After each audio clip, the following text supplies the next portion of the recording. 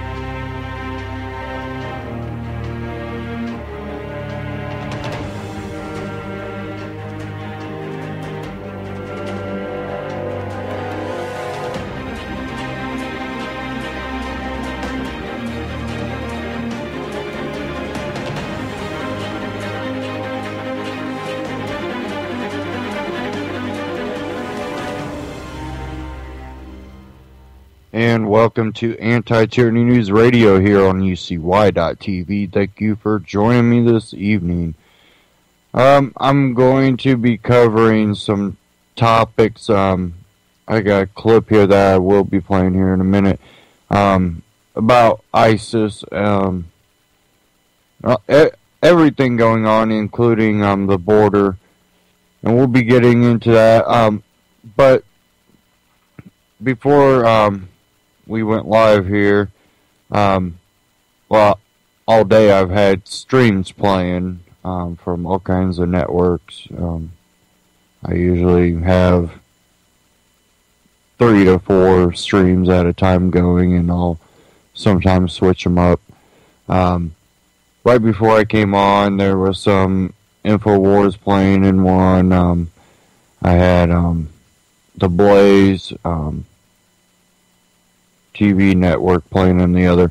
And one thing I heard non-aggression principle. It was coming from The Blaze. Kind of startled me there. And it was, let me bring it up here. It was a Republican Liberty Caucus of Los Angeles County. And 3 of the guys were invited on, and they were Ron Paul supporters, even back in 2008, but they came together in the 2012 campaign, and they've really grown from that, and they were on there spreading the idea of the non-aggression principle, and they were talking about the policy of non-interventionism, and kind of startled me, and they seem to have pretty, warm welcome there on Glenbeck, which kind of surprised me even more, definitely when it comes to non-interventionism, and it was definitely something that was unexpected, but I think that the non-aggression principle and the whole libertarian ideology is growing for the simple fact is it's not you believe in this ideology, no other ideology. It's an ideology that accepts all ideologies. As long as you have a set principle of non-aggression and not abridging other people's rights and, respecting their property. And it's really, an ideology of humanity. Even when you disagree, you must agree that no one has the right to rule over you. As long as you're not hurting anyone else, you have the right to live your life the way you choose. And it's an idea that is really spreading. So you can check out their website at lacrlc.org. And that's Republican Liberty Caucus of Los Angeles. And that was pretty interesting. But we'll be getting into this ISIS and all this news going on, including the border. And, you know, I'll give you my take on it, and we'll open the phones up and allow for some calls. But I want to play this clip from We Are Change. And this clip actually comes from 2 months back. This was June 16th. And We Are Change put this out. Luke Radowski. Western government creating terrorism, ISIS, Iraq, Annie Mackin whistleblower. So, this isn't exactly new, but I think this is kind of telling. So, here we go. Radowski of WeAreChange.org, and before there was Edward Snowden, there was Annie Machin, a former MI5 whistleblower who has a very similar story to Edward Snowden.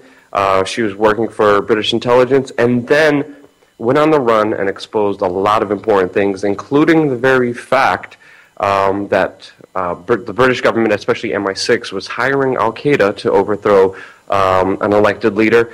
Also the fact that the government knew about the IRA bombings and didn't prevent them, and also the fact that the British government was wiretapping and spying on people illegally as well. Now, Annie, you have uncovered a lot. You went on the run after exposing a lot of important things that the public should have known, but to you yourself, what is the most important thing that you blew the whistle on?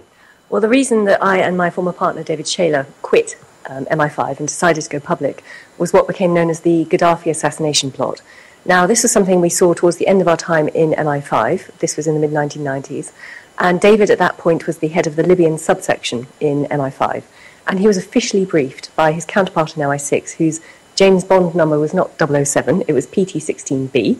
And this was a plot where MI6 had been approached by a Libyan military intelligence officer who was then codenamed Tunworth. And he asked for help. He basically said, can you provide some money to actually help us carry out a coup to get rid of Gaddafi, assassinate Gaddafi? And MI6 jumped at this. And they jumped at it for two reasons. One, at that point, they were desperate to get their hands on the two suspects from Libya who were wanted on charges of blowing up the Lockerbie plane, the Pan Am 103, which came down over Scotland in 1988. And also they were very, very keen as well to re-establish relations with the Libyan oil companies, with BP. So they jumped at this whole thing. And they started pushing money towards Tunworth, and he went out and, with a bunch of what he called ragtag Islamic extremists, who were Afghan veterans, Al-Qaeda by any other name, they went ahead and tried to carry out this assassination plot. So what happened is Gaddafi was driving back from a People's Congress in Sirte towards Tripoli, and an explosion occurred under one of the cars in his cavalcade in early 1996. And he obviously survived to be assassinated another day in 2011 by the very same CIA and MI6-backed groups, by the way. But innocent people died, both in the car and in the ensuing security shootout. Yeah. So we couldn't have been anything more heinous at that point, because you have a situation where the spies are running rogue. They were not obeying British law to get the prior written permission of their political master, the Foreign Secretary, in order to carry out this operation legally under the terms of the Intelligence Services Act. And it had killed innocent people. Yeah, and it's an extreme story. And just to bring everything together, the British MI6 government, without approval from higher ups, decided to kill a political leader of a country because of many interests. One of them, corporate interests with British Petroleum, and they did this in an attempt to pretty much overthrow a government, and this is just an insane story, and I mean, there's other aspects of the story that probably affected you. Obviously, the innocent people that were also killed in this assassination attempt also must have bothered you a lot. But from the process from there, I mean, you knew about everything that was happening. You decided to go on the run. Can you tell us more details about just what happened and what you went through? Because it seems very similar to what Edward Snowden is going through right now. Yes, and when I started following the Snowden story, even before I knew who he was, it did bring back a lot of memories, because we were probably two of the only people in the world who understand what it's like to go on the run preemptively before you blow the whistle on a major intelligence agency. Yeah. So we had 3 days' notice before the newspaper broke the story. We fled the UK, went literally on the run around Europe for a month, and I went back to the UK and was arrested, potentially for a breach of the Official Secrets Act. And David Shayler was arrested twice and imprisoned twice for exposing the crimes of others. First of all, when the French were requested to extradite him to the UK in 1998, so they put him in prison for 4 months. And once they realised what the actual case was, which is he is a whistleblower, their laws say that whistleblowing is a political action and they do not extradite, so he was released. He then went back to the UK voluntarily in 2000 to stand trial, to face the music, just as they say Edward Snowden should do. And inevitably there was a rigged trial. Inevitably he was found guilty, and inevitably he went back to prison. Yeah. Now in the UK, under the Official Secrets Act 1989, which is there specifically to stop whistleblowing, you go to prison for 2 years for each count you break it. Now consider what the American whistleblowers, the war on whistleblowers that's being waged, are facing.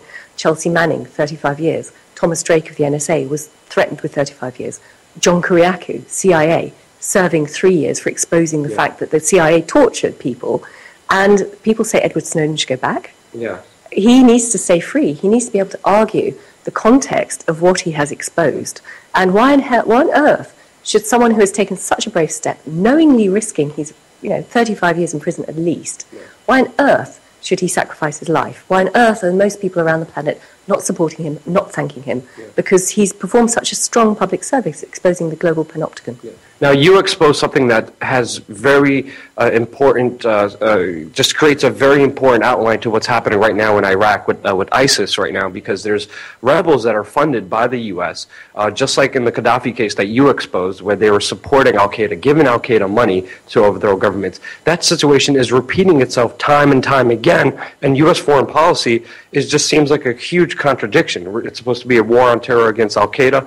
Same with NATO, same with the UK government. But right now with ISIS, what's your understanding of everything that's happening in Iraq right now?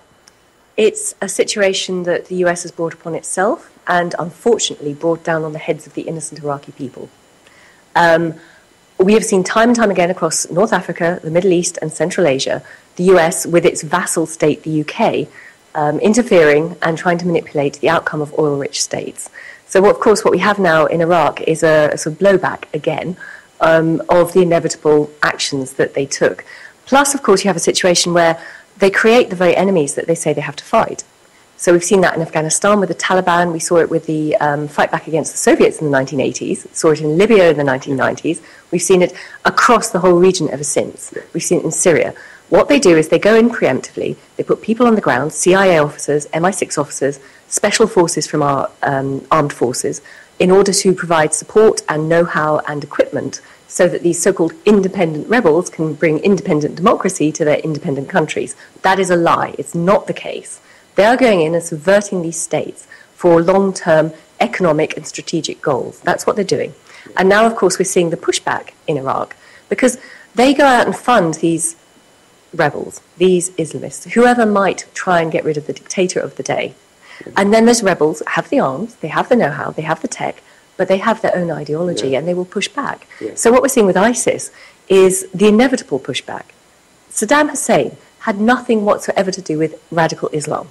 In fact, he had more to fear from radical Islam than most Western countries, and yet he was linked officially in the American mind post 9/11.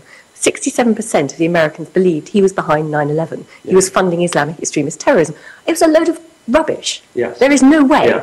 And now, ironically, this Islamic extremist terrorism has taken root in Iraq and is causing major strategic problems for the West, but also terrorizing the millions of people who live in Iraq and the poor women. I mean, let's bear in mind, Saddam Hussein was a brutal dictator, but he ran a very secular state. He was a strong man. He kept most things under control. Unless you were political dissident, you had a fairly good quality of life, particularly the women who could get an education, who could go to university, who become professionals. Now, wherever ISIS goes, they're shoving the women back, covered up, into their homes. They're not allowed to work. They're not allowed to do anything. That is, for half the population of Iraq, it's just appalling. I mean, the violence is appalling for the whole population of Iraq, but for the women, awful. And it's really important to note that, the hijackers came from Saudi Arabia. All these terrorists in Syria, in Libya, and in Iraq now, ISIS, are being funded by Syria. And then, the U.S. and NATO and Western powers backed the Syrian rebels to take over Assad, but they're backing al-Qaeda. They lost. Assad won the election again, and now, these rebels have nowhere to go. They go into Iraq, and now they're destroying everything again. It seems like it's just a big continual business market for the military-industrial complex, fooling us, saying that we're fighting the war on terror for freedom. Meanwhile, we're propping up both sides of the circle, which you exposed way before even everything was happening as it is now. But now it's happening on an extreme level. So, where do you see this going? And can you talk about this cycle that's happening right now with U.S. funding both sides, Al-Qaeda and supposedly people fighting against it? Can you describe that? It's the perfect business model, and the Americans have been very, very clever about this. I would go further back, though. The sort of areas that I now talk about are I call it my four wars: the war on drugs, the war on terror, the war on the internet, and the war on whistleblowers. And they're all interconnected. Now, the war on drugs, for example, from 1961, the first UN conventions, 1971, Nixon announced it, was the perfect pretext for the US and its vassal states to interfere around the world, particularly Latin America at that time, to counter what they called the commie threat, particularly across the Middle East and other transit countries. And it was also a perfect excuse for the American government to erode the rights of the American people within their own country, the sneak and peek laws, that sort of thing, and the racial bias in terms of arresting disproportionate numbers of ethnic minority people and putting them in prison for non-violent drug offences. Now, what we've seen since 9/11 is they have the war on terror, the bright, shiny new toy, to do precisely this, but maxed out, supersized. Yeah. They don't need the war on drugs anymore, which is why we're seeing it being eroded. Yeah. It's a deadly, deadly cycle that's only fooling everybody else, and people are not even paying attention to what's happening around the world, and we're being stuck in this cycle of just endless war, endless military-industrial complex. 9/11 kind of was the kicking point out of everything, and I know you as a whistleblower, you exposed how the IRA, when they were bombing specific places in the UK, MI5 knew about these things and let them happen. Same with Snowden, who recently came out on NBC, and he said the U.S. government had foreknowledge of 9/11 and allowed it to happen. It seems like these terrorist attacks work in the favor of the government. Is there any comments you have regarding 9/11 or false flag terrorism that you think the people out there should know about? I would say that the notion of false flag terrorism and state-sponsored terrorism, which is what the Gaddafi plot was in 1996, is more the rule than the exception. This is a perfectly standard weapon in the arsenal of our spy agencies. Not just the US, not just the UK. Do you remember the case of the Russian defector, Alexander Litvinenko? Mm-hmm. He was killed by polonium-210 in London 7-8 years ago. He was actually a whistleblower who exposed the fact that the new version of the KGB had bombed apartment blocks in Moscow in 1999, killing hundreds of people, and that had been blamed on the Chechen rebels, the Islamic rebels in Chechnya. And it was a KGB operation. Again, another example of a false flag attack in order to engender a pretext to take a country into war. Mossad has done the same thing, the Israeli secret agency, where they bombed their own embassy in London and then blamed Palestinian students who were wrongfully convicted and put in prison for 20 years. Britain carries out dirty tricks. This just happens everywhere, and anyone who thinks it doesn't is naive.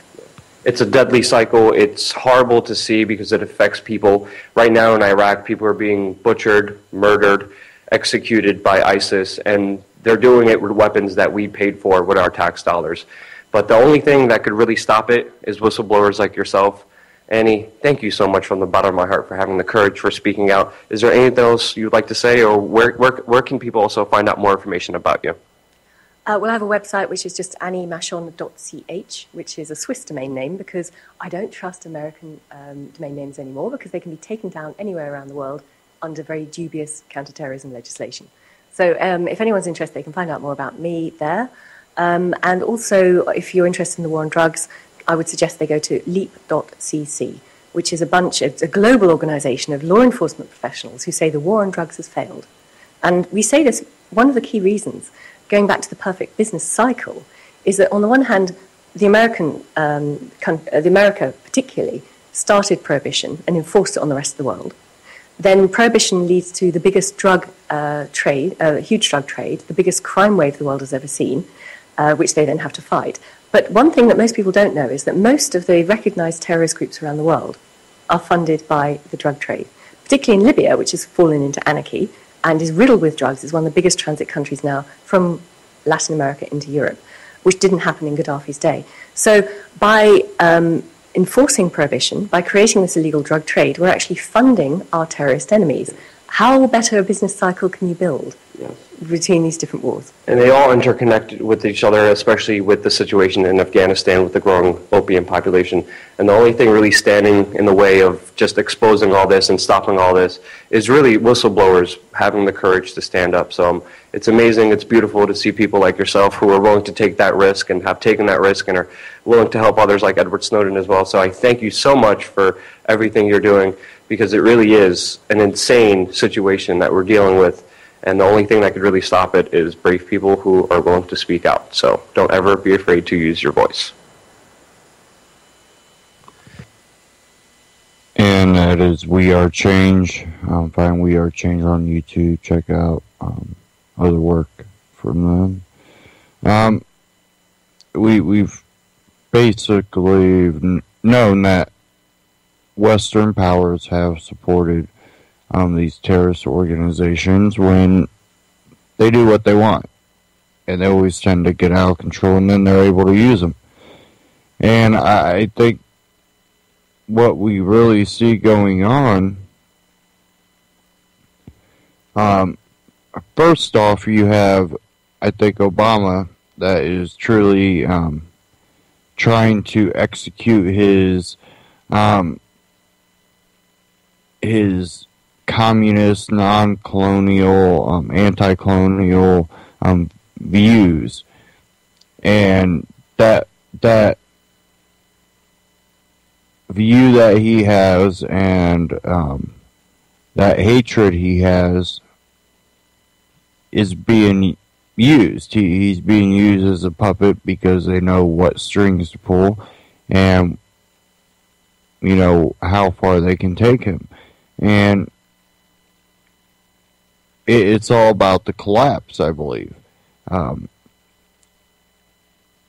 We know the world powers are trying to gain control, and they have the perfect person as president right now, because I think Obama wants to be able to bring America down to third world status. It's one of those things, he doesn't understand freedom, liberty, free market, and instead of bringing the third world up to prosperous countries, they rather bring prosperous Western or white countries down to that level. And it comes from his family, his mother, and his father, the anti-colonialists, and their hatred for England and America. And there's probably some things that have happened, and people have a right to be mad about those. But they hold on to it, and they don't see progress in front of them, and they hold on to those old beliefs like, oh, it's all about the white person holding black person down, or it's always about racism. It's always about divide and conquer and hatred, and the world elite know that, and they're using it all to their advantage. And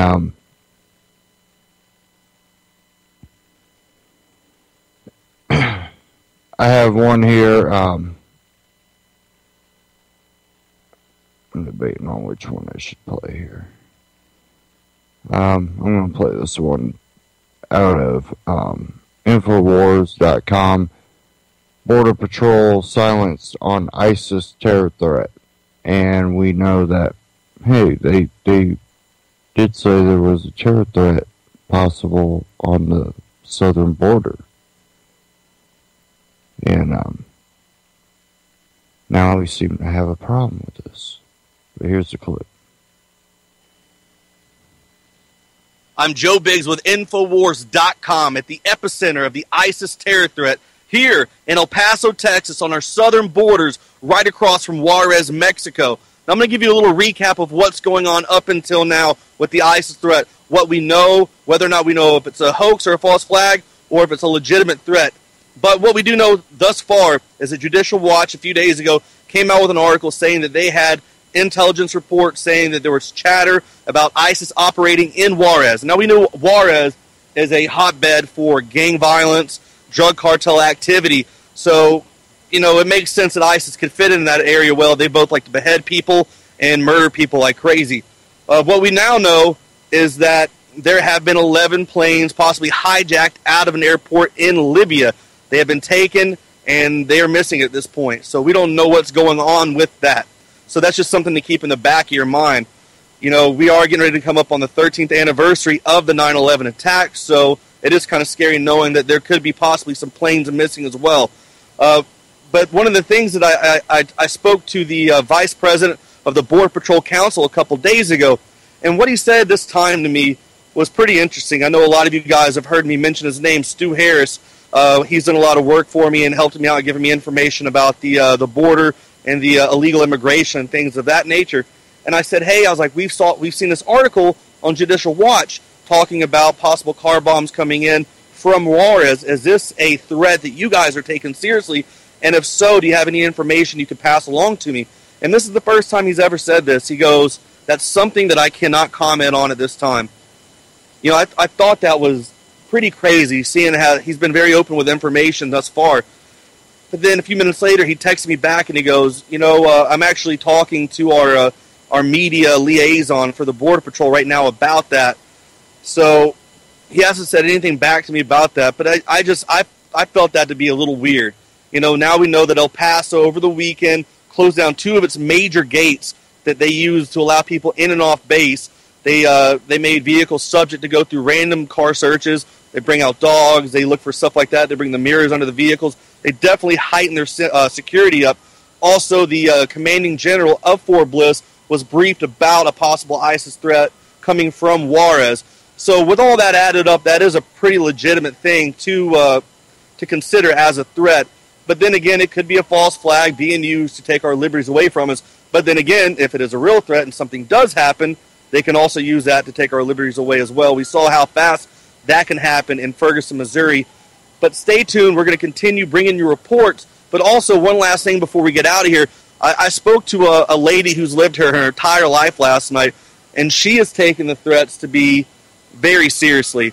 I've spoken to quite a few people that I knew living here a long time ago over the past few days, and most of them take this as a serious threat. But the mainstream media here in El Paso is saying it's all a hoax. There's nothing to worry about. Continue on with your daily routine. So we're going to get to the bottom of that stuff. We're going to continue bringing you updates about what's going on with this imminent ISIS terror threat here in El Paso, Texas. Stay tuned for more reports. Once again, I'm Joe Biggs with Infowars.com. So we don't really know if it is a true threat, but it's definitely a possible threat. And with the border wide open, have we not created the perfect position to put the government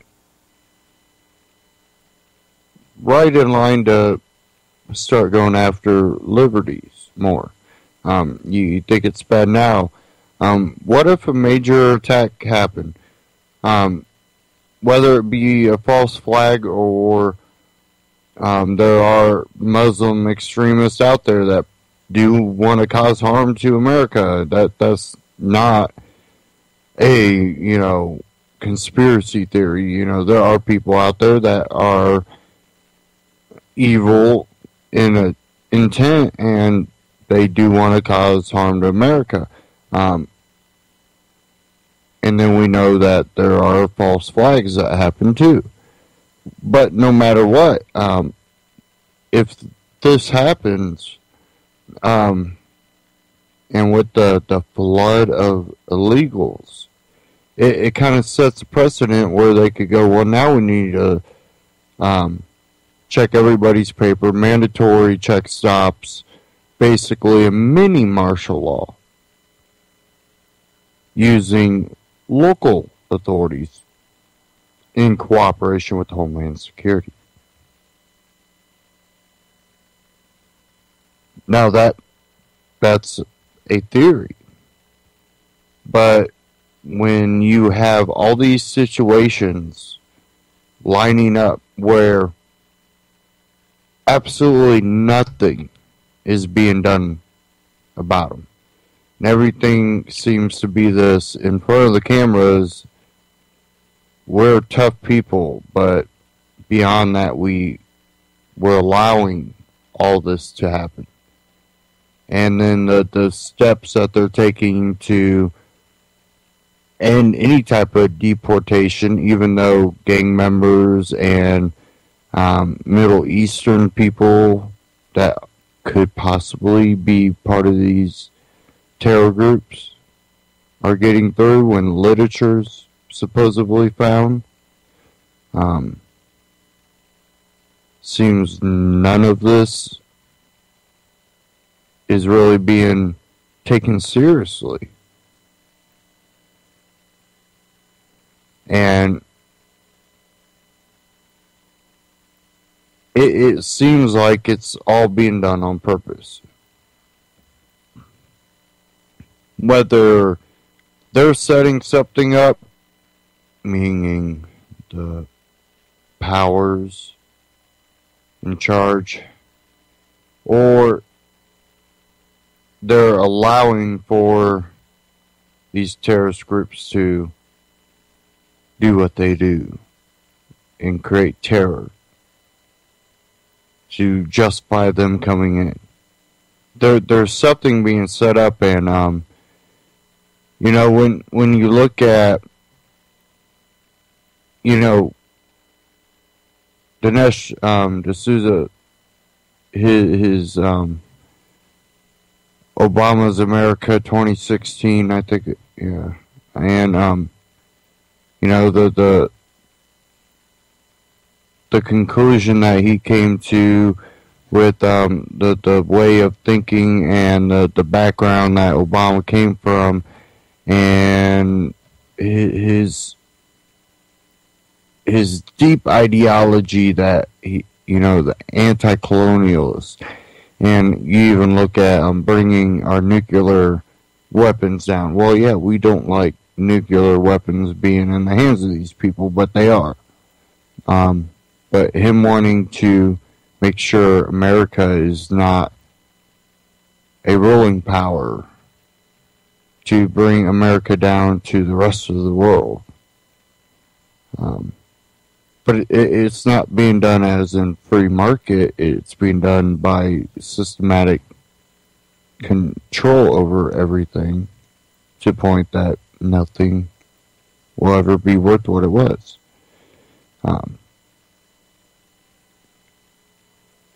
And you know, this is something that it's been a slow path that America has been on, but there's so much more of it, and it happening at a faster rate right now, that it's pretty evident that they're heading towards that. You know, let's just go ahead and put the nail in the coffin. Let's collapse America. And I think if, with our economy the way it is, how our military spreads so thin, how deep of debt we're in, I think if they either did a false flag or some terrorist group came in and, you know, struck at our heart of America and, you know, damaged us, I don't know where America is going to go. Just look at where we've come from 9/11. Look where our freedoms have gone to the wayside, and now people are mad. But what's going to happen? I think that this is something the establishment probably wants. It'll give them the chance to take back control. You have the Tea Party and all of them that are growing in popularity. Even within the Tea Party, the more libertarian, the more volunteerist, non-aggression principle, true free market people are infiltrated those groups. And freedom is really growing when it comes to ideology. And I think that they understand they don't have that much time anymore.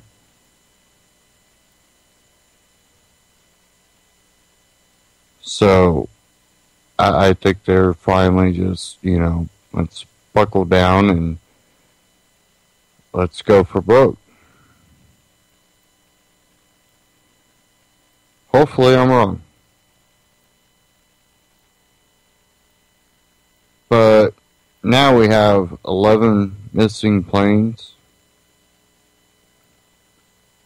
And I'll play...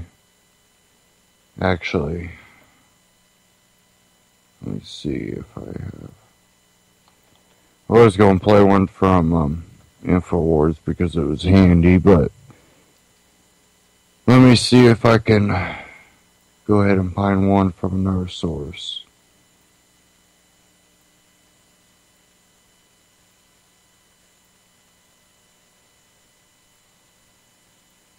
Give me a second here.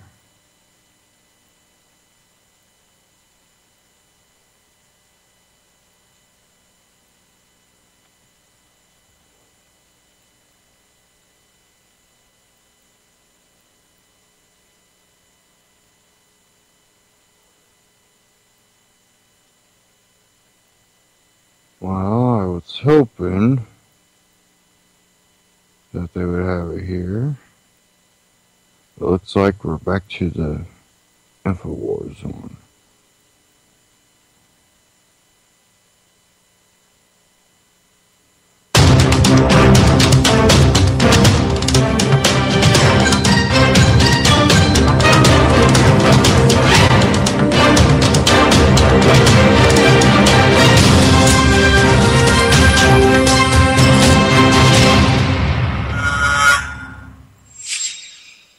Welcome to the InfoWars Nightly News. It is Tuesday, September 2nd, 2014, and I'm Leanne McAdoo. Here's what's coming up tonight.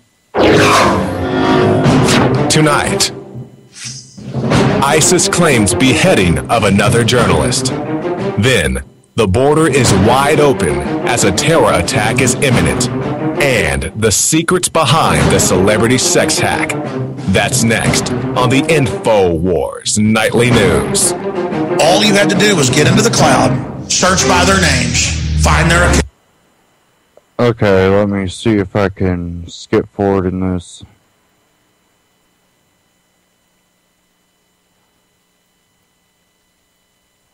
Okay. Top of Drudge now. Missing jetliners raise fears of 9/11 style attacks. Following the takeover of Tripoli International Airport in late August, Islamist militias in Libya took control of nearly a dozen commercial jetliners, and Western intelligence agencies have issued a warning that the jets could be used in terrorist attacks across North Africa. They've also included a warning that one or more of the aircraft could be used in an attack later this month on the date marking the anniversary.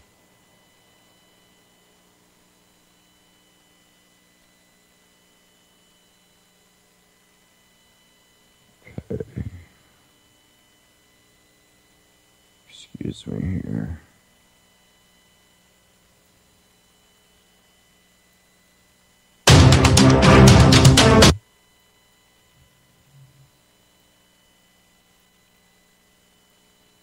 Attacks. Now, for all of you who are really into numbers, this has been floating around for a few weeks now, but today it is 9 days before September 11th, and there were 11 jetliners supposedly taken control of by the Islamic militia. So this is, of course, just all getting it really embedded in our collective consciousness. Of course, they're using those same numbers and imagery. But if ISIS is really wanting to use this video and all of this as a threat to get the government to step off, it's not working. And in fact, this propaganda video is actually helping to raise public support for going to war in Syria and in the region where ISIS is now taking control. Their war propaganda is working. Now a large majority of Americans want military action in Syria. This is a complete turnaround on the attitudes of 1 year ago. A YouGov poll released this week found that 4 times as many Americans now support U.S.-led military action than oppose it. Now, never mind that the government was proposing airstrikes to aid the rebels that it was arming in Syria just last year. Now, any U.S. military action in Syria is going to be sold on this exact opposite reasoning. Militant Islamic rebels are taking over the country. So you'll recall that last year when news of the missing journalist James Foley was first reported, his kidnapping was blamed on the Assad regime. This is a CNN article. They were saying he was most likely abducted by a pro-regime militia group and turned over to Syrian government forces. They kept repeating, we have multiple independent reports from very credible confidential sources. Jim is now being held by the Syrian government. His brother Michael Foley says he learned from highly credible sources that the Syrian government is holding him right now. He wouldn't elaborate. But of course, now we know that that was not the case. But the facts don't matter in this. It's back to getting the public to go ahead and be okay with going to war in Syria, pushing it once again back onto Syria. Now, while the government is going to be using the James Foley video and no doubt this second video to gear support for war in the Middle East, the feds are completely ignoring the threat that ISIS poses at the U.S. border. Of course, that's going to counter their, trying to pass sweeping immigration reform, so that they don't even want to talk about it. Now, Friday, Judicial Watch released a bulletin saying that investigators have picked up radio chatter saying that terrorist groups are going to be carrying out an attack on the border. And then separately, Breitbart also confirmed that it had obtained a document from state officials warning of a potential ISIS attack. Fort Bliss, which is the American Army post across the border from Juarez, was on high alert against a potential terrorist attack through the Labor Day weekend. Of course, now we know it's going to be going through the September 11th date. Our reporter Joe Biggs will be there tomorrow reporting to find out, is it a hoax? Is it going to be another false flag to take our liberties? Or will indeed it be true? Is there a threat? And in that case, will the Democrats be blamed for keeping the border wide open and inviting everyone in? Now here is Joe Biggs with an update on ISIS at the U.S. border. I'm Joe Biggs with Infowars.com, bringing you more updates about U.S.-backed ISIS terrorist group who is now currently operating a certain part of them in Juarez, Mexico. Now, at the end of last week, I talked about how there could be a threat to Fort Bliss because it's in El Paso, right across from Juarez, where this ISIS threat is. To confirm, over the weekend, they did lock down most of the gates. They left open 2 main gates, the Biggs Gate and the Sergeant Major Gate. And what happened was they only allowed people DOD cards, the CAT cards that you get from the Army to come on base. They denied civilian access to those gates, and all vehicles were subject to random search. So anybody going through could get pulled over, mirrors under the car, dogs coming through, because they are taking that threat seriously at Fort Bliss. But right now, a new publication, it's an online magazine by Al-Qaeda, called Palestine Betrayal of the Guilty Conscience Al-Malahim. It talks about how you can build a car bomb, how to make IEDs, and it mentions a couple targets. It talks about the Georgia Military College, the U.S. Air Force Academy in Colorado Springs, Las Vegas, and once again, Times Square.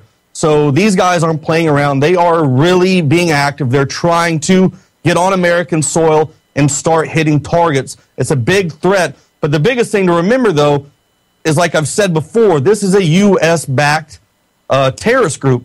We funded Al-Qaeda. Look what happened to them. These guys we've trained as well. And with our special forces, with MI6, with military special forces. So, what is our end game for this? What is our government trying to do? Another thing that's funny as well, over the weekend, we let one of our compounds in Libya get taken over by Islamic militant group, and they turned it into a pool party. Someone from the Associated Press walked by and actually filmed it. These guys are jumping off of the second balcony into the pool, doing flips, looked like a spring break video. Right now, the government's hyping up this whole, we're going to be under attack, we're going to be under attack. Meanwhile, they're just letting them take places like this. They're not trying to stop it.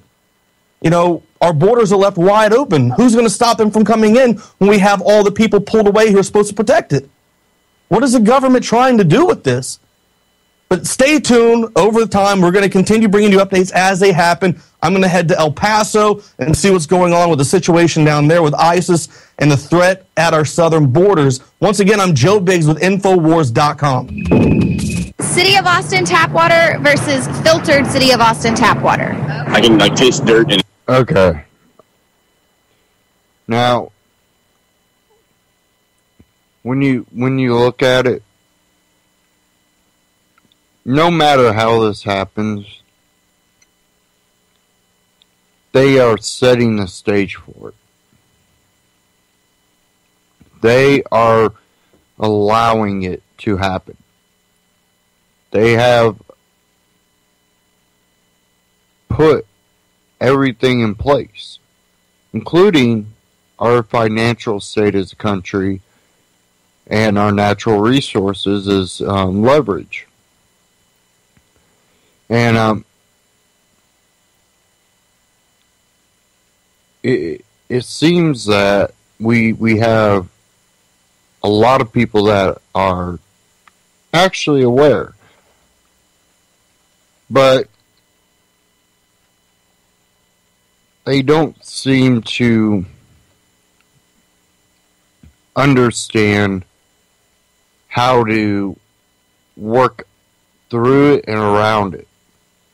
A lot of times they call for more government to fix the problems with, government. Yeah. It just doesn't work. It doesn't work the way you think it should. Because, it's a failed system that has no possibility of fixing itself.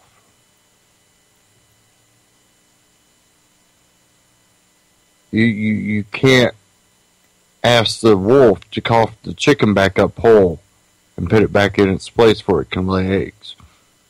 Not going to happen. And as soon as people have some, outlook that it should be possible that way when it comes to government.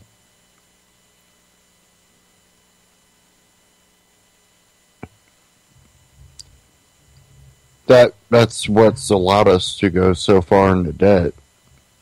I think most people see that.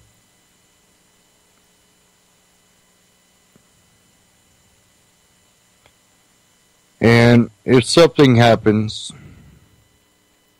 they'll really roll out the intrusive nature.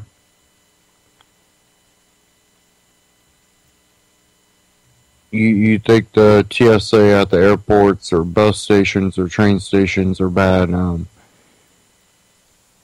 You will see intrusion.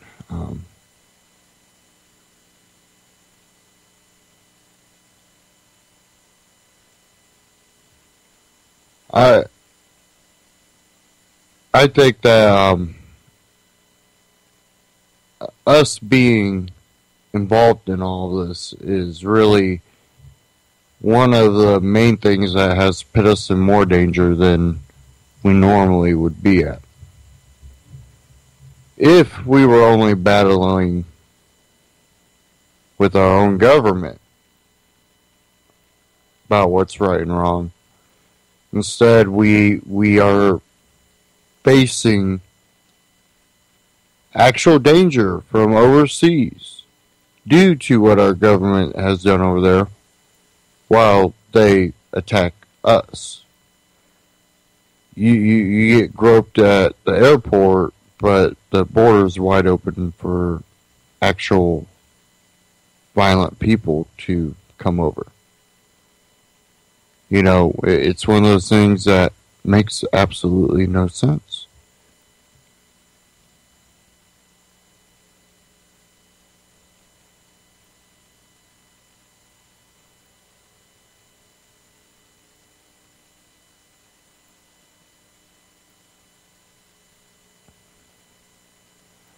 Okay,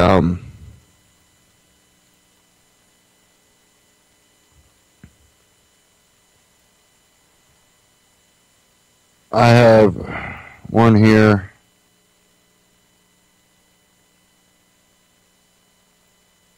And it's former Congressman Ron Paul has revealed his belief that the American government had prior knowledge of the infamous 9/11 attacks. In a breaking interview last week with Charles Gauthier, host of the podcast Money and Markets, Paul delivered his opinion. And I'm going to play this here.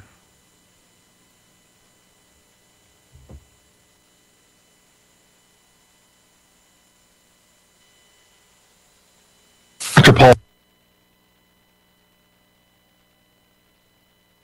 extraordinarily curious about the 9/11 event that have nothing to do with conspiracy theory. Chief among them, in my view, is President Bush, the entire administration, Condoleezza Rice, assuring the American people over and over again that no one could have foreseen airplanes being flown into buildings or airplanes being used as weapons, and yet only weeks before at the G8 summit, they had taken the extraordinary measure of putting anti-aircraft missile batteries around the site, and President Bush himself, and I believe Condoleezza Rice, spent the night on the aircraft carrier, the Enterprise, because of the threat of attack by airplanes. For those who believe that there is some conspiracy theory involved in questioning the official reports, the co-chairman, I mean, we're talking about conventional politicians like Thomas Keane and Lee Hamilton, the co-chairman of the 9/11 Commission themselves accused the CIA of trying to subvert the investigation somehow. We now know that the CIA spied on Senate staffers years later on their investigation into activities of the CIA. So what is the big mystery here? Yes, I think more and more Americans are starting to realize this. But I remember my immediate reaction. Of course, I was in D.C. on 9/11, and it was total chaos. And the main goal for most of us was to get out of D.C. because not much was going to happen for a while before Congress gets organized again. But there was no flights going out for a couple of days, and finally, I believe it would be 3 or 4 days later, we were allowed to fly out, but not out of D.C. I had to go to Baltimore, and believe me, it was very, very chaotic. But at the same time, we heard news very early on that all Saudi Arabians had already left town. They got on their private jets, and they were shooed out of town and flown back home and allowed to go back home. And many of those individuals that went back to Saudi Arabia, guess what? Their last name had the name of bin Laden. Never quizzed one time by the FBI.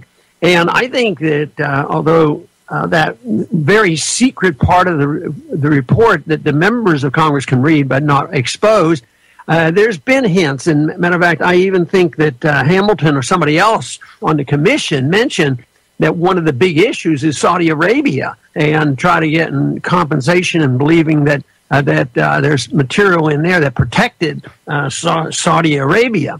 But, you know, the other thing that was well known, I don't know how well it came out in the reports, but most of us heard about these pilots, so-called pilots training to land airplanes, to fly them, but not learn how to land them and take off and all this. And one FBI agent, I think he went like 25 or 30 times, issued reports and saying there's something weird going on with these guys on learning how to not fly an airplane. And so there was the material there. I believe that if we ever get the full truth, we'll find out that our government had it in the records on exactly what the plans were, at least close to it. And you've already mentioned that they had been warned that something was going to happen. Now, does that prove the fact that our president and others actually sat down and laid the plans and did this? I don't think it does. But I think what it does show is that one of the reasons why they want to cover up is because they don't want to say, the FBI and the CIA we were at the time spending $40 billion a year to spy on everybody to make us safe and secure. And therefore, they really messed up, so they had to hide that. But the consequence of this, not only hiding the information, but just think of the tragedy on our civil liberties here at home and the fighting of all the wars in the Middle East and the attack on our civil liberties ever since that time. So our own government did more harm to the liberties of the American people than bin Laden did. He was a monster in himself, but that was minor compared to the damage done financially that people have died. And here we are 24 years and we're still fighting a war in a pretense that had something to do, with 9/11, especially the escalation of the war in 2002 and 2003. So it is a real tragedy, and about all we can do right now is do our very best to get the information out, because I think it's very, very healthy that the American people don't buy into these commissions, that they don't, accept everything they said in the Kennedy Commission, and they haven't said everything about the one on torture as well as Martin Luther King. And right now, there's a growing number. And one of the groups that are most interested in getting these pages out are members of the families of the individuals that were killed. So it isn't like finding the truth is something terrible. It's some of the people. Okay, I'm going to stop it right there. Now, a lot of people go, well, 9/11 was an inside job, and no matter how you take that, you'll hear some of the craziest conspiracy theories out there. When the simple fact is, the American government and things they've done have created enemies overseas. And all they have to do is leave the door open for something to happen. And they'll protect themselves, and more than likely innocents will be hurt, and it'll be used as pretext for them to take more control here in America or in other countries. All under the guise of government needing to protect its people, but in reality all it's trying to do is control its people and others. And we just become pawns in a game, and we're the ones that risk our lives. Talking about soldiers out there risk their lives, believing that they're fighting for freedom when really they're, again, being a pawn in a game. And they brainwashed enough of the populace to go along with this. And if something happens, you're going to see people jump up and go, yeah, we need I'm joining the military. I need to go over there and stop these people and protect my country. And it completely is missed that the door was open. It's not that they're over there saying and believing in what they believe or say. It's that it seems to be purposely done, that the door is left open for this stuff to happen so they can impose more restrictions on us. And I think the whole post 9/11 thing is proof of that. When you look before 9/11 to what we've done after 9/11, your freedoms are completely under attack. It's happened since 9/11 so slow, but I don't even believe it's slow. I think it's accelerated rate, and I think a lot of people are aware of that. But in the minds of maybe other people, it was done slow enough that they don't recognize it, or they're just now recognizing it, and it's really gone too far, to this point. And we have to do something to stop it, and whether it's things like the Free State Project, or libertarians trying to become part of the Republican Party to the point that the GOP won't be able to keep control of it, which they are definitely trying extremely hard to make that possible. If you do want to call in about any of this ISIS and everything going on, we have open phones, 718-717-8296. Feel free to call in. I think that just like 9/11, where there was, the whole chatter going on about these attacks coming and nothing was done, and calling off of jets, and it just seems that all of this is really just coming to a head again, and I wonder if we're going to fall for the same racket as a nation. And I hope not. I really, really, really hope not.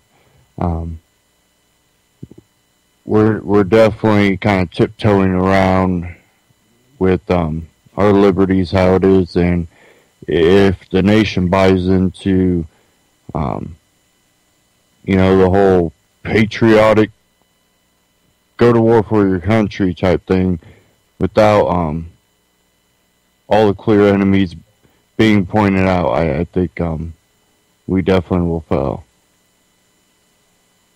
Okay. Now, I'm going to start switching topics here a little bit. If I do get any calls, I can go back to that topic. Someone at Forbes, I've seen the article, I don't have it up here, but made the case for a central bank for Bitcoin, and I've actually seen a few people, very few people, go, that might be a good idea. I'm going, are you an idiot? But yeah, Forbes, which I have the article up now. This was by Eric Moo, contributor. Why there should be a Bitcoin central bank. And it's just the argument is so idiotic, and Adam Kokesh put out a video about this. I'm going to play it right now. From Forbes.com, Eric Moo, contributor, writes, why there should be a Bitcoin central bank. Uh-oh. Someone doesn't understand the problem of central banks or the benefit of Bitcoin. Or does he? Let's get into this. It's a little interesting. It is no secret that today almost all modern banks operate on the basis of fractional reserves. To put in simpler terms, banks only have in their vaults a small percentage of the money that their customers gave them. If too large a number of customers of a specific bank want to get their money back at the same time, the bank wouldn't be able to satisfy the demand. Before there was a modern central bank system, the bank would either have to borrow the funds from elsewhere or file for bankruptcy. The central banks, in theory, have an infinite ability to lend by conjuring up money from thin air because they're backed by government regulation rather than a commodity like gold or silver. backed by government regulation. No, you can't back a currency with government regulation. You can back it with the promise that the government is going to steal from people some more. That's different. That the government is going to keep violently forcing people to use this money and keep their monopoly going. Yes. All right. But I want to take a step back here and explain for people that aren't familiar with this kind of banking theory.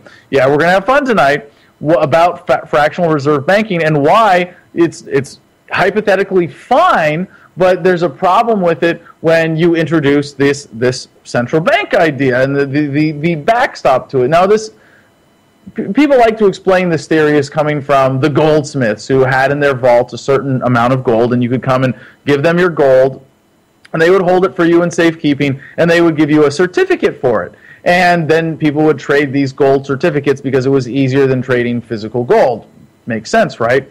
And then some of the goldsmiths got carried away and issued more certificates than they had gold in their vaults. Now, if you're doing that and you're saying this is redeemable for a piece of gold, then you're committing fraud if you don't have the gold to redeem it. Now, they could get away with this because, as Mr. Moo points out, that, if not too large a number of customers of a specific bank or goldsmith didn't want to get all of their money or gold back at the same time, then there's never a problem and they're able to get away with this. And there are banks that now they do this basically in the open. And it's on public record, it's in their books. This is how we do fractional reserve banking.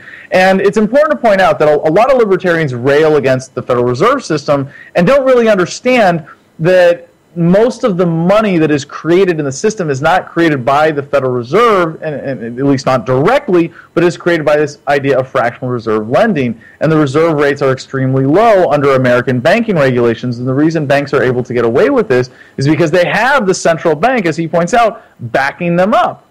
Now, the problem with this is that if a bank is failing and the central bank backs them up by creating more money out of thin air, printing it or digitally creating it and giving it to them, then it is ripping off everybody else in the system who is forced to use this money because their money loses value. Supply and demand applies to the medium of exchange as much as anything else.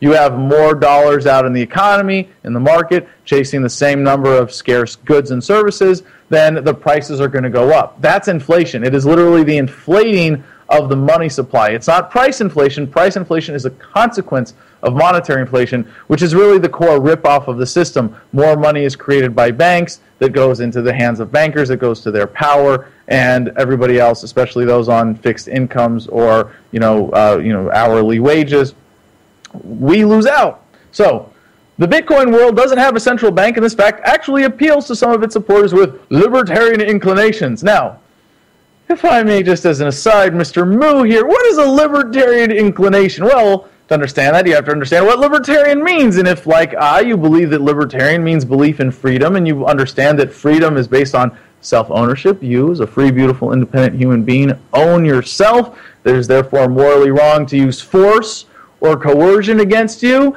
then libertarian inclinations are those looking for peace and nonviolence and respect for individual rights and property. I would hope that would be, synonymous with human inclinations, wanting to believe in freedom for everyone. All right. Among this group is a widely held belief that bailing out insolvent banks is no different than highway robbery. Well, it's like highway robbery, but it's a little more deceptive and harder to see. I mean, the other nice thing about a highwayman versus the government is that a highwayman might put a gun in your face and take your money, but then he'll let you go and leave you alone. The government will keep stealing from you forever because they think it's for your own good, and you've been tricked into believing it, or at least a critical mass of the population has. So, if a bank screws up, the argument maintains it should face the consequences alone rather than shifting the burden to parties across the system in the form of debased per-unit currency value.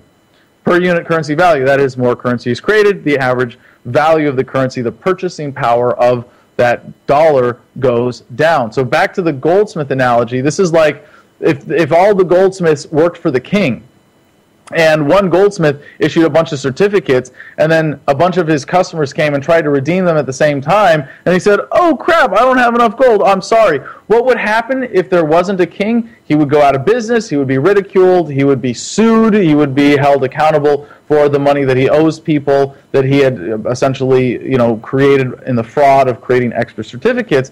But in this analogy, the central bank is like a king who says, "All right, you know what? That goldsmith, he needs help. I'm going to steal gold from all these peasants. I'm just going to steal some of these certificates back and give them to him." But as it really works with the central bank just creates more money and gives it to the bank that is overextended and bails them out. However, without a central bank system, a fractional reserve system can be risky. That's the point. Now, a fractional reserve concept is okay in a free market if it's done openly and willingly, and it's a way of loaning people money where you're taking it out of their reserves, but they're maybe getting interest on it. And clearly, Mr. Moo here understands some of this, but this is like, how do you want to reduce the risk? Do you want to reduce the risk by peaceful means of creating appropriate checks and balances in the market, of people, going to banks that are going to not just risk their money recklessly? Or do you want to just be able to steal from everyone when someone gets a little irresponsible? This is illustrated by the many failed banks in history, and most recently the spectacular fail of Mt. Gox. Okay, now you're going a little far, Mr. Moo, and really getting into some speculation and making some connections that aren't here. Before it became clear that the Bitcoin exchange was insolvent, users were trading under the false assumption that they were exchanging their own Bitcoins, when the reality was that they were just trading in Gox coins, which is just thin air. Later, it was discovered that the exchange had lost tens of thousands of its customers' coins, and the cause remains a mystery to this day. Yeah, so it's a mystery. So it's not your apples and oranges here, sir. And when you're talking about the idea of Mt. Gox being a proof of your concept, this is if all of the coins were stolen, which is the most likely scenario here, not that they were just magically lost. I mean, again, it's like the goldsmith taking gold out and just hoarding it. That's not a failure of the system. That's just theft. So the collapse of Mt. Gox has had great implications on the Bitcoin world that shook many people's confidence in exchanges and the overall security in the digital currency. Yeah, but it shouldn't have. I mean, in exchanges, it's sort of like one exchange has a failure or is the victim of theft, then yeah, you might look a little more closely at other exchanges, but even the benefit of them is better than not using them at all for most people. So the security of the digital currency, no, not really. If you don't understand it, you might go, "Oh my God, an exchange failed. Bitcoin is not secure." But if you understand that Bitcoin is a decentralized cryptocurrency based on the blockchain, you understand that the failure of Mt. Gox doesn't threaten the security of Bitcoin itself at all. So, the collapse of Mt. Gox has had great implications on the Bitcoin world, blah, blah, blah. Inevitably, this was reflected in price levels and used by many Bitcoin critics. In fact, it's arguable that the psychological cost is even greater than the value of the lost Bitcoins. And it's true, it did have some shaking in the confidence there. And in the Bitcoin market, we've seen appropriate corrections and fail safes and things coming in to compensate. And when government has failures like this, when it has runaway inflation, they just create more money and screw the economy up worse. And the advantage of not having a central bank is that you have the chance for market corrections, which is what we have seen in such a beautiful way with Bitcoin. In the aftermath, there was increasing demand for Bitcoin exchanges to have a 100% reserve ratio. In response, a cryptographic proof of reserve system was introduced to enable exchanges to prove that they can handle a Bitcoin version of a run on the bank. Last week, OKCoin, a China-based Bitcoin exchange, announced they had passed a proof of service reserve audit with its reserve ration. I believe this is ratio, not ration. And I would think that Forbes would have better spell checking for this, or proofreading, of 104.86%. That means that the exchange has 4.86% in excess of the amount it owes its customers. Well, this is ensuring for OKCoin customers. It may not be a good thing for Bitcoin if you treat it as an economy system. The benefit of fractional reserve banking is that it has positive effect on the economy by allowing banks to extend credit to people who are in need of it, provided the borrowers agree to pay back with an interest. Now, again, you're looking at the benefit without the cost here, and you're right that it's good that credit is possible, but when you don't have the system that is based on this kind of criminal underpinning of being able to steal from everybody to back up irresponsibility, then you have a different system of determining how much is available. And this is a brilliant balance that the free market banking system would provide if it were allowed to function. Because savings, that is, if you save money, you put it in a bank and you say, bank, please loan this out to people with interest so that I can get some dividend on this. And you don't have to do fractional reserve. You can just take my money and loan it to people that you think are going to use it. Well, it's a great balance of, how much do we want to invest in future capital versus immediate consumption. Now, think about this for a second. If, say there's a natural disaster, and we don't want to save money right now. I want to take all my money out of the bank. I want to spend it on food and clothing and rebuilding my home. Wow. All right. Well, then I need that. And it wouldn't make sense in that kind of situation for the economy to say, yeah, but we need to be able to invest money in startups and new companies and new technologies that are going to bear fruit 5 to 10 years from now. However, in this just brilliant function of this system, when people are, again, acting peacefully and not basing the system on theft, let's say, hey, there's no natural disaster. I'm sitting pretty. I got a little extra cash. I want to watch it grow. I want to save it for a rainy day. I'm going to put it in the bank and let them give it to some startups and invest in cool stuff. And hey, I'll be able to buy a flying car in 5 to 10 years. Let's dedicate the resources to R&D and development of new technologies as opposed to immediate consumption. And that balance there, based on how much people put in savings in a system, is what then determines the interest rate and how much it costs to borrow money.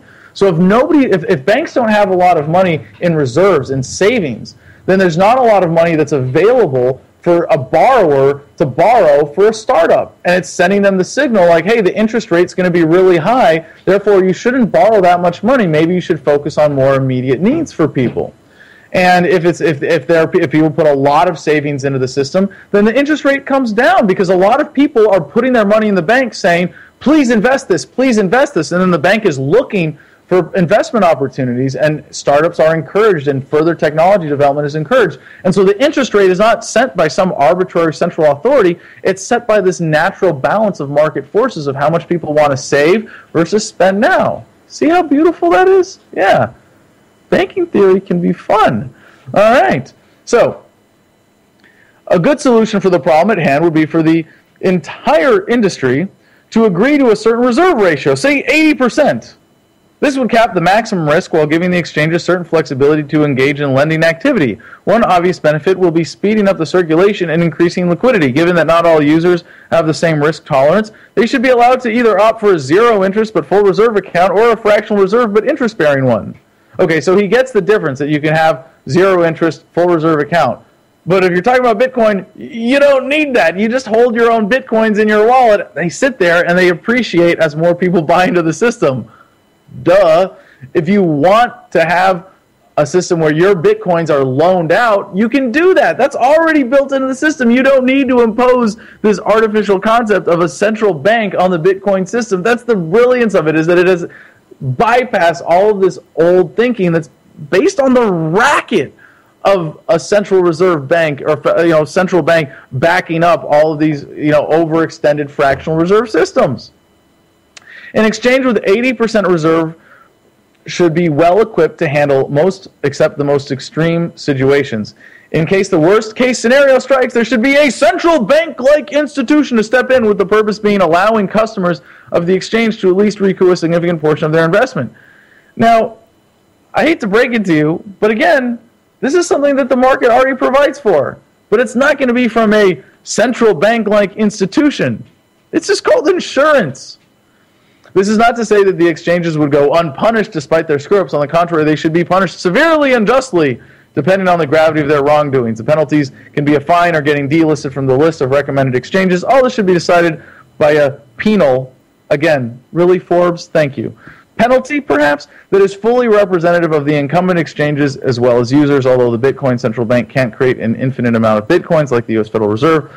It can at least play a role as a coordinator and guarantor to enable the exchange in trouble to get the much-needed funds to survive the crisis of life or death. The benefit of such an institution would be softening the impact of a Gox magnitude meltdown on the entire ecosystem and maintain public confidence in the burgeoning currency.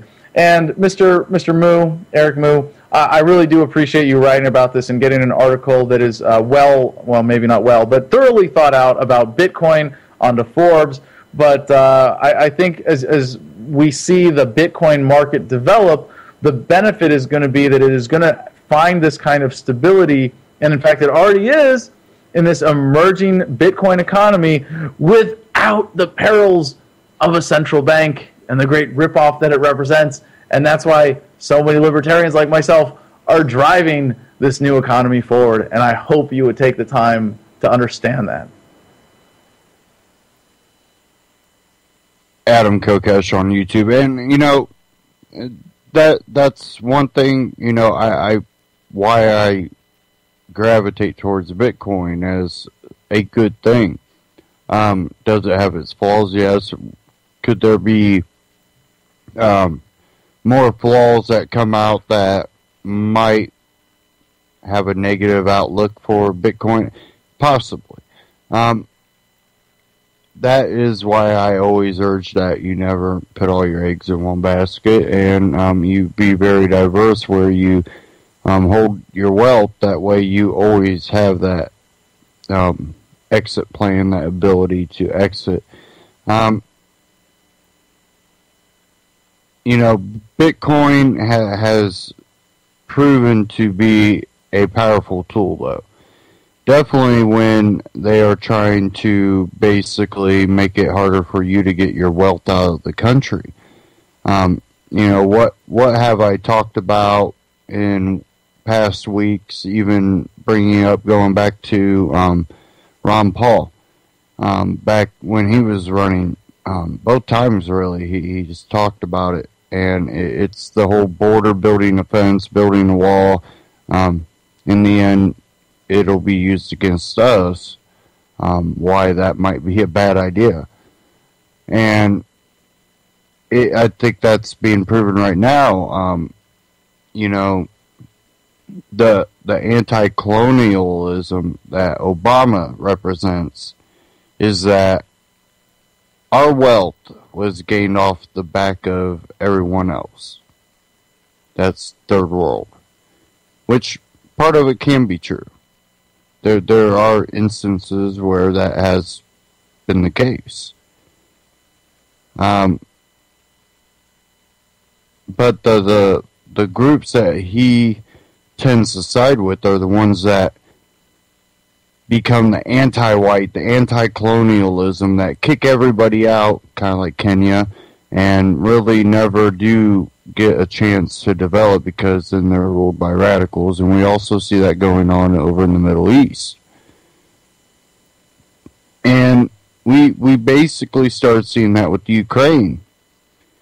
And now we have this whole, you know, mini Cold War going on. And I wonder if that, not the ISIS, but that is the true false flag. If we all remember the caught on hot mic where Obama said he'll have more flexibility in his, you know, last term, basically. And,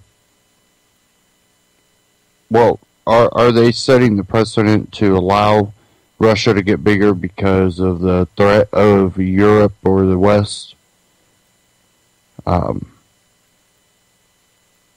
He seems to be trying to bankrupt America, and this whole Putin-Obama thing tends to seem more like the perfect excuse for me. It really does. I do have some news.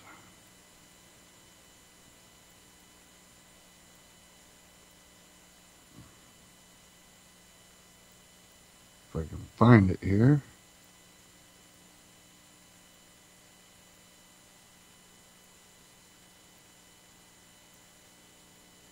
Maybe.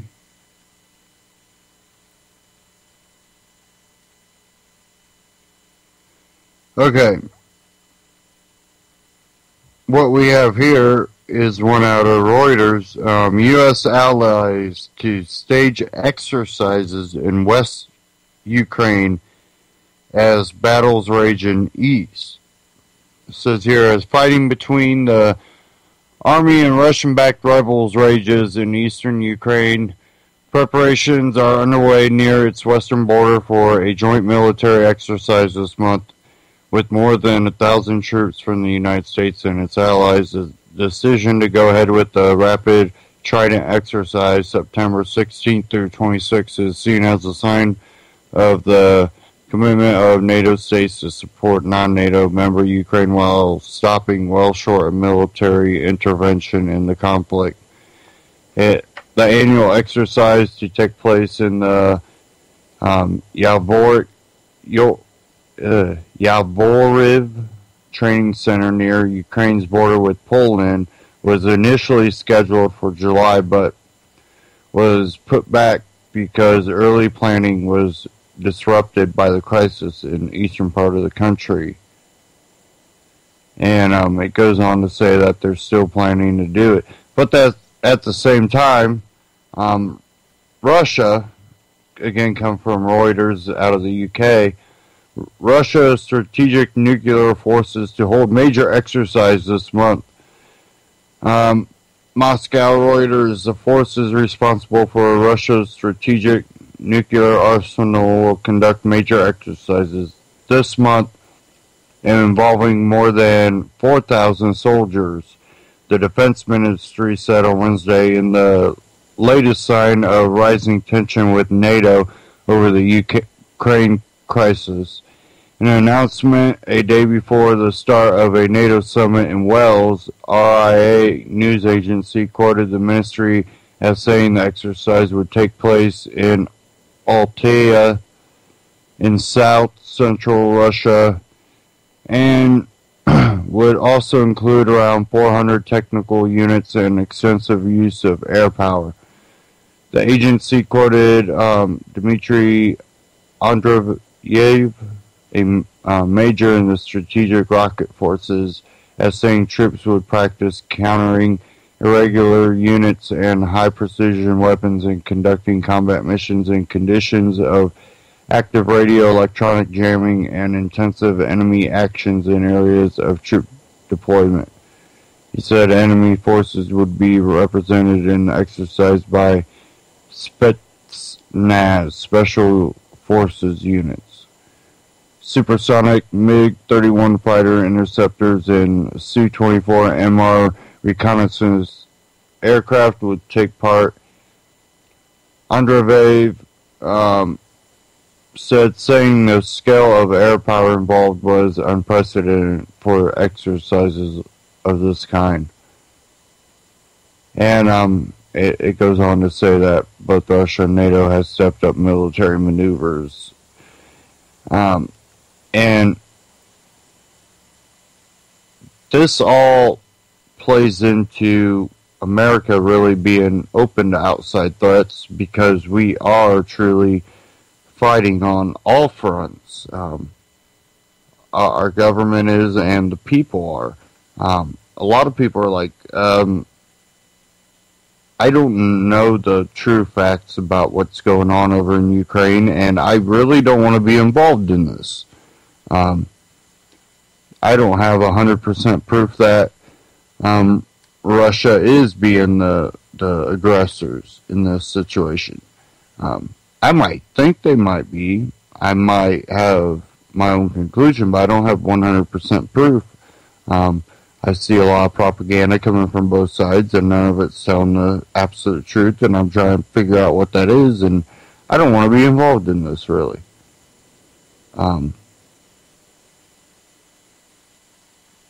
We have the government really fighting us and then wanting us to fight for them, basically. Over there, it's just every possible angle that could be fought right now.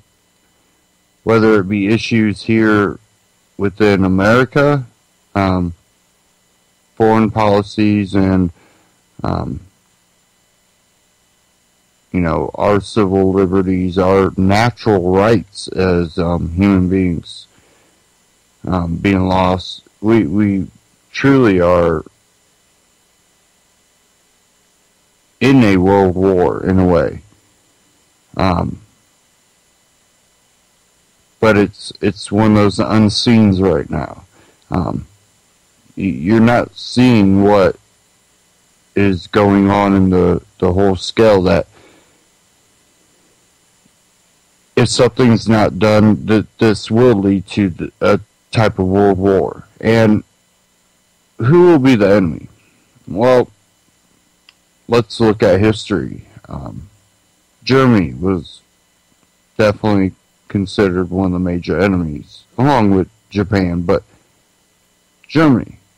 And look at all these countries that they're in. Well, in our current state, who can you say is the one that's involved in too many countries? The U.S.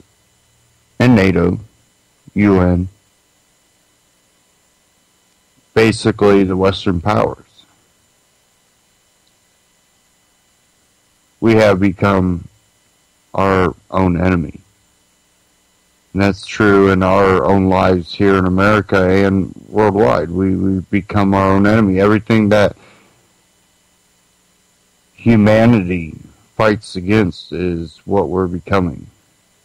Fight against tyranny and fight for freedom. Your right as a human being to live your life as you choose, as long as you're not harming others, and to have the freedom to exercise your beliefs and again, not harming others and not harming other people's property, and in return neither can others. They can't take your rights away.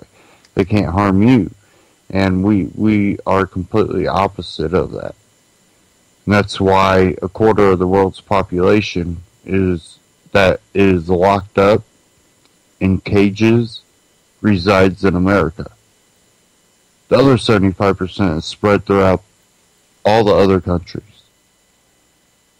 But that quarter is right here in America.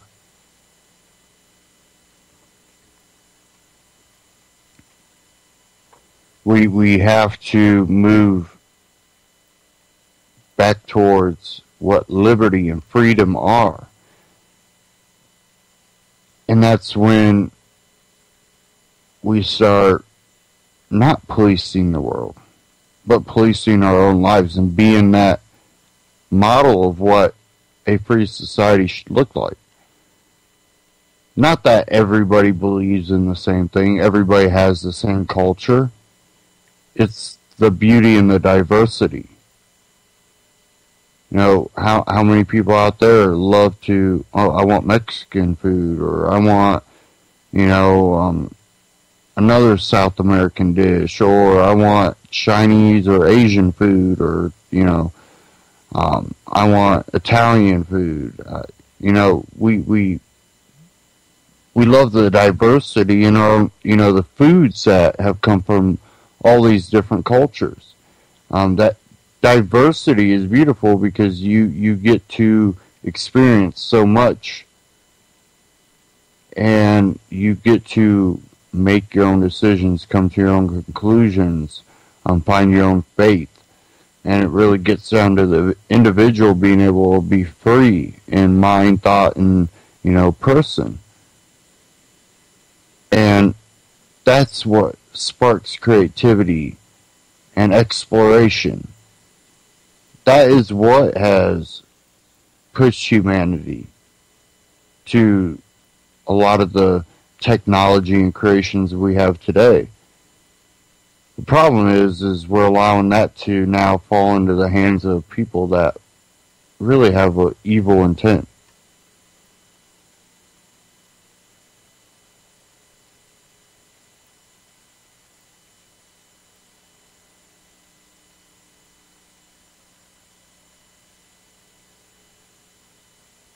Okay.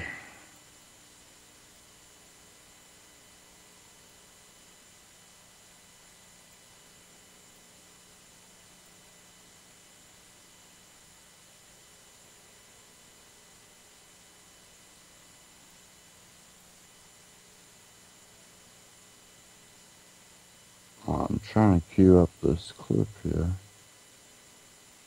If it'll go.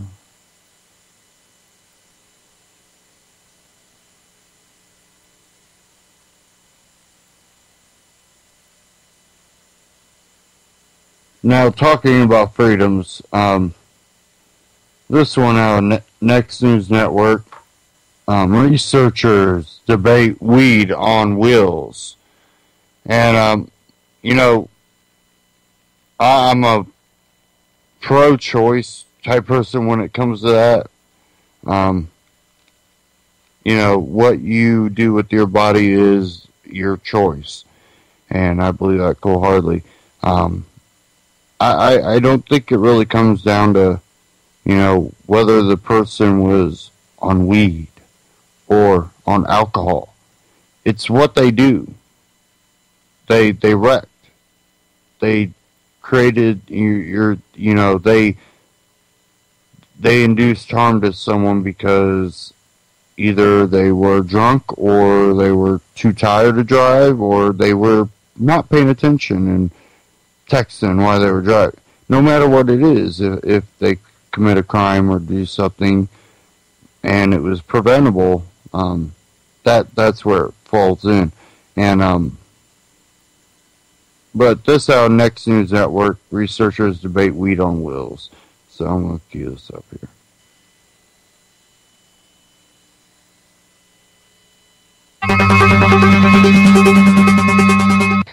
There's a growing fear among public safety officials about drivers who smoke pot.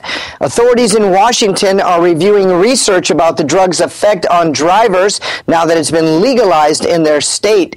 The study shows that there's slow decision-making and decreased peripheral vision. Marijuana proponents object. They say that impaired drivers often compensate while under the influence, driving more slowly to avoid risky situations. Regardless, it's illegal in every state to drive while high. A U.S. judge has delayed enforcement of a Louisiana law that would require abortion clinic doctors to get local hospital admission privileges. The temporary order allows these clinics to stay open until a hearing is held. Okay, I'm not even going to get into that, so pause it right there. The whole thing with it too is you do see that people that are usually high, which, hey, I went to high school. They would drive slow. You'd be passing them and you're like, yeah, they're probably high, because they're perfectly in the lines and they're doing exactly the speed limit. You know, they are very aware of everything going on around them. They're not the impaired drivers that a lot of these studies make out to be.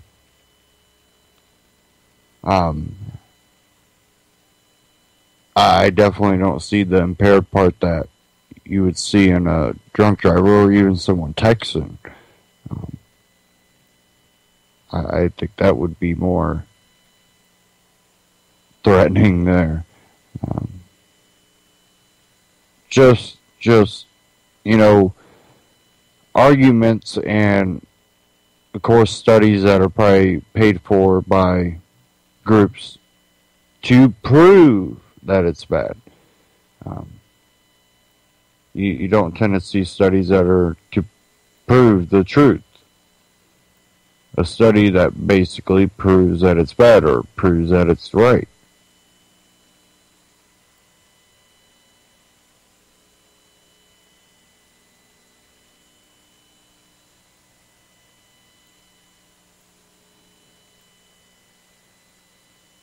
Now, with everything going on, a lot of people will be like, well, is there any way to prepare? And I say there's a lot of ways to prepare, but nothing is guaranteed. The best thing you can do is just watch their moves, not watch their mouths, not listen to everything they say. But really watch their moves. And when it comes to some type of attack, there's really only so much you can do to prepare. Definitely when it's never clear if it's a false flag or if it's, you know, an actual, homegrown type group of terrorists somewhere around the world trying to attack us. And they are out there. They're everywhere. They're not just in the Middle East. They're everywhere. I really think even in our White House, people that truly hate what America is and what they believe America stands for. And that's the thing, is we're still always grouped in as America stands for a lot of things in a lot of people's eyes.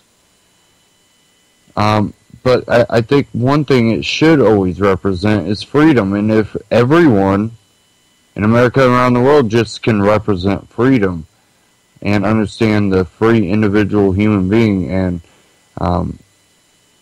come together on the non-aggression, I think, cultures and, ways of life can be preserved, but it's always up to the individual whether they want to stay or not. If they want to become a part of another culture, you can't cause harm.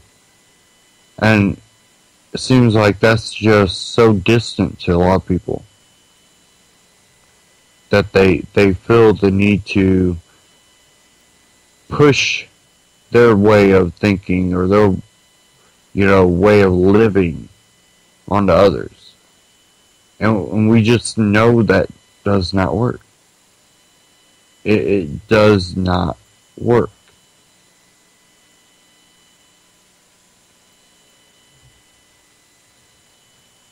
And I've seen a couple things that I was going to cover, but it doesn't look like they're still open. One was more schools dropping the Michelle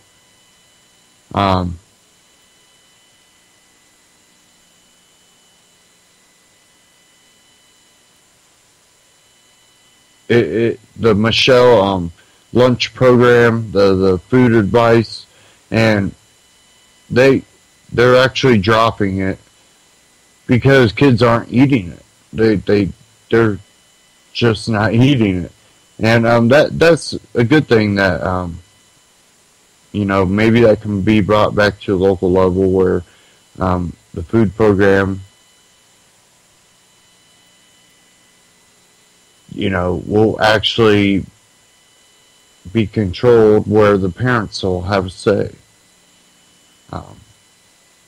Even things like pizza were taken out of schools when people were getting pizza and filling up on it when they're throwing away the new food. But then, then we have problems where, the whole food program was pushing a way of eating on everybody through your children, trying to basically tell them how exactly to eat and what kind of foods you're allowed. Even telling parents that, no, you can't send your kid to school with that type of food. We don't like it. Even when it was still healthy type meal. You've seen actual healthy meals being turned down and kids having to eat crap food from the cafeteria. Now we have a whole almost indoctrination thing going on here where here's one out of benswan.com. Student suspended after telling sneezing fellow student, bless you. Dyer County, Tennessee, September 2nd. Kendra Turner, a senior at Dyer County High School, was suspended after supposedly violating a class rule of saying bless you to another student after they sneezed late last month. Turner told reporters WMC TV that the teacher told her we're not going to have godly speak in her class. And that's when I said we have a constitutional right. After defending her actions, Turner was sent to an administrator and required to finish the remainder of class out in school suspension. School officials are claiming that Turner's use of "bless you" and further commentary was aggressive and disruptive. Turner's youth pastor, Becky Weingardner, who disagrees with the school's action of in-class suspension, told reporters at WMC-TV that there were several students talking about this, particularly faculty member there that was very demeaning to them in regards to their faith. This was something that had come up previously in the last few weeks, just since the beginning of school. And I shared with all of those students that their rights were what their rights were. Whether I agree with your faith, I don't have a right to tell you can't practice your faith.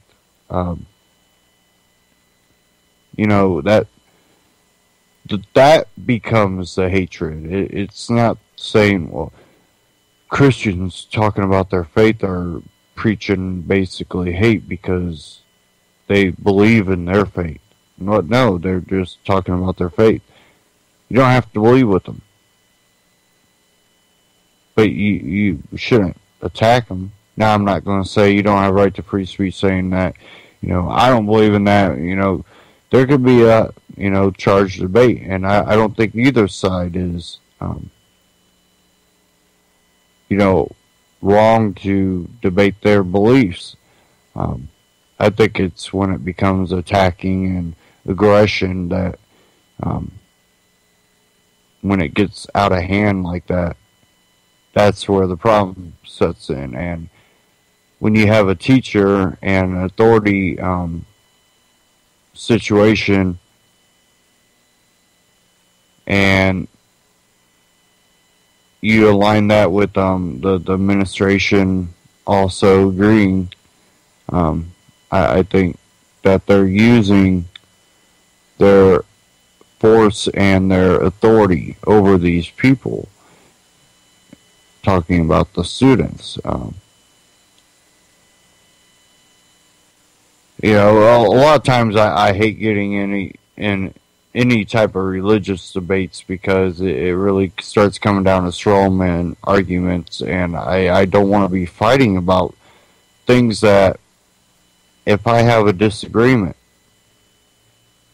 it doesn't matter when it comes down to we need to protect each other's rights. I should have a right to my beliefs, and you should keep your beliefs and have a right to those beliefs. That's something that is detrimental, but you also look at it and, these people don't care. They want disruption, and they want power over people. And that's really what we've gotten. We've got a group of people that are claiming power over others. And your beliefs can only be expressed if they align with the current beliefs of the people in power.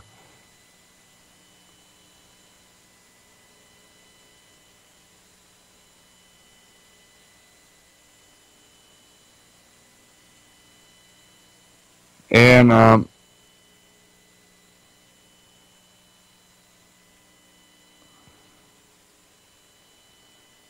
we have all this nude celebrity photos. Like, really? You even have Next News Network, which I have a lot of respect for, Stefan Molyneux. All these so-called alternative outlets feeding into this nude hacking. I think this whole nude hacking thing, and then you see it with the celebrities, I think it's there to be used to get the support to crack down on, the internet. I think that's where it ends. I don't think we should be talking about Jennifer Lawrence and, why is she taking... No. we should be focused on what they're going to use us for.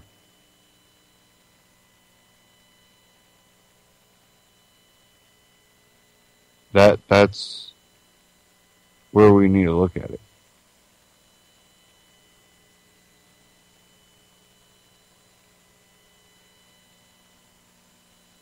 What people do with their private life, we gotta look at that. Well, we already know that you can be hacked. We know that there's measures that you should be taking. How many of us have warned about putting pictures definitely like that or anything on the cloud that you really want to make sure it's secure. Save it on a device that's not connected to the internet, like an external hard drive. And if you leave things like that plugged in, you always run the risk of having to deal with hackers.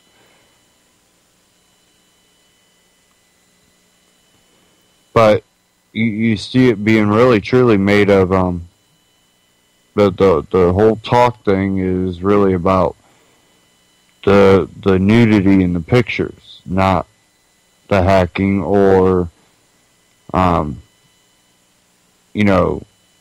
the simple fact that we're going to hear a lot of talking about cracking on the internet again. And you're not going to see the hacking stop. The people that are hacking will continue to hack and beat the systems, but what usually happens? Well, terrorists continue to be terrorists even though you get groped at the airport, while hackers are going to continue to be hackers as your internet activities, if not already completely being intruded on, are going to be completely locked down. That's when you're going to see probably all-out censorship, which Google and all of them are a part of this. They believe that their way of thinking is the ultimate way of thinking, and that they should have a right to choose what is right and wrong and what's allowed to be put out and presented to the public. They don't trust your ability to see the truths and lies. They truly believe that they have that moral standing and ability to do that. And if you allow them, they will. If you allow them, they will take advantage of all of it. Excuse me. Okay, we do have open phones if anybody wants to call in. 718-717-8296, open phones. Feel free to call in. Going to pull up UCY here. Pull up the schedule for you. And UCY has definitely grown and a lot more shows added. A lot of information flowing out of UCY. And definitely glad to see that. Coming up after this broadcast, Geoengineering Watch with Dane Wingington, replay. Truther Talk Radio with April and Verstein, replay. And then at 11 o'clock p.m. Eastern, we have the Anti-Media Radio with Nick Barnaby, and that will be live. And that's tonight. Don't forget tomorrow to catch Before the First Cup with Jules at 9. And then live is Post Ignorance with Kevin Blanche at 11 a.m. And there's all kinds of great broadcasts on UCY, so always check them out. If you want to get involved with the UCY, go to ucy.tv, and there is a contact tab somewhere on there. Also, while you're there, There's a UCY store tab. Okay, there's the Amazon button up there on UCY.tv, and there's also UCY store. Check those out, and when you buy products off of Amazon through that link, you're getting the same great deals that you get otherwise from Amazon, but you're also helping support alternative networks like UCY Broadcasting Network, and it's a great thing to have a network like this that has supported its host, and there's always been hiccups in new startups, and I think the group of people that we have here on UCY are very diverse but respectful of each other, and I think that's something that not a lot of networks can say when you have a lot of interfighting. We've been able to keep such a diversity but still hold that mutual respect for each other, and I think that's what's very unique about UCY, and I hope more people will donate and go to Amazon through that link on UCY.tv and help support the network. And, that's what makes broadcasts like this, possible. It's not always about agreeing on everything. It's about having the discussion and being able to try to come up with solutions that are truly freedom-minded, liberty-minded for everyone, not just a Christian group or the conservative group or the liberal group. It's about coming together saying that we all have our rights to live our lives as we choose, and we don't have a right to harm each other because of our differences. That we to have a free society, we need to look at the beauty of the diversity of people and cultures, and how, at least here in America, we have a chance of being able to come together in all those different cultures. And it's not meaning forcing those cultures on others. It's about allowing those cultures to exist. And it's also one of those things that we have to stop coming to this, tribal thing that when you're offended by something, you have a right to pick up a stick and beat someone up because of it. Unless they're hurting you, you don't have a right to, you're not defending yourself, then you don't have that right to that type of action. Defense is one thing. Offense is another. And I think that's why the whole police brutality thing lately has really